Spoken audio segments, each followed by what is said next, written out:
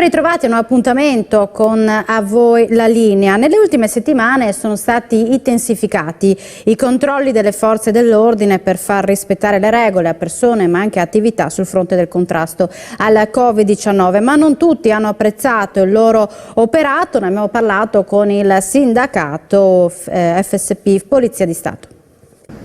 Con il passaggio del Friuli Venezia Giulia da zona gialla a zona arancione sono anche ripresi, aumentati, intensificati i controlli da parte delle forze dell'ordine. Siamo con Raffaele Padrone, vice segretario nazionale dell'FSP Polizia di Stato. Però questi controlli alle volte hanno fatto storgere il naso alle persone, che addirittura hanno insultato molti poliziotti che sono intervenuti per fare il loro dovere.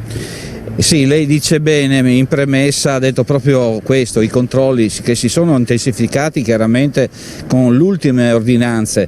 Prima del passaggio dalla zona gialla alla zona arancione avevamo messo in atto tutti quei controlli disposti dal DPCM del Ministro e del Governatore Fedriga.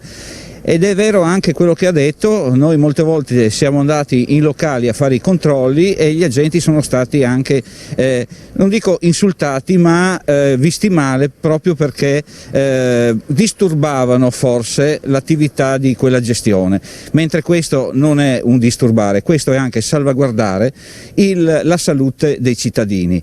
È chiaro che ci sono state in questi giorni alcune contravvenzioni, alcune sanzioni, chiusure di 5 giorni, ma ha ragione di logica. Scusate, se tutti quanti chiudono perché dobbiamo chiudere alle 18, non capisco perché alcuni locali, facendo i furbi, pensando di guadagnare di più e pagando chiaramente in questo caso di più, dovevano chiudere alle 19:30. Quindi io non capisco se il controllo alle 19:30 per voi risulta essere così insidioso, così da cattivi, ma anche nel rispetto degli altri commercianti.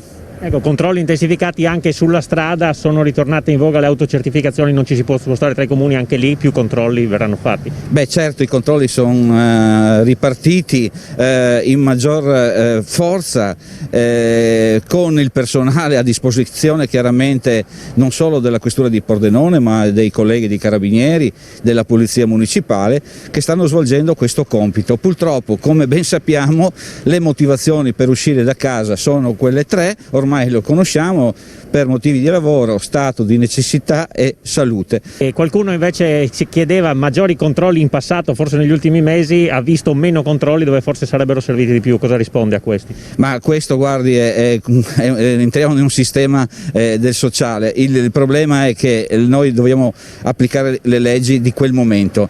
A luglio-agosto nessuno ci aveva detto e imposto, ripeto, imposto di fare dei controlli in questo senso.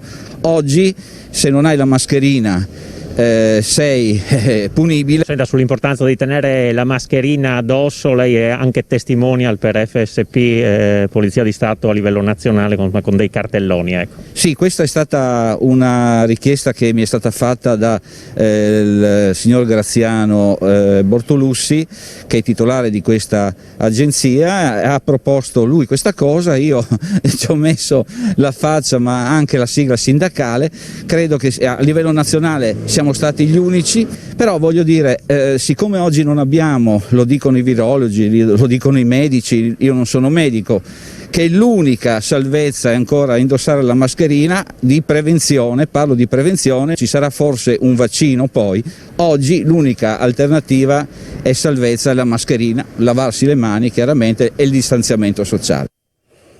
La ristorazione bar da sport è consentita fino alle 22 con il divieto di consumare sul posto o nelle vicinanze. Diversi locali si sono adeguati, ma per alcuni clienti non è ancora chiaro e i gestori così sono costretti a informarli sulle nuove disposizioni, pregandoli anche di uscire per la consumazione.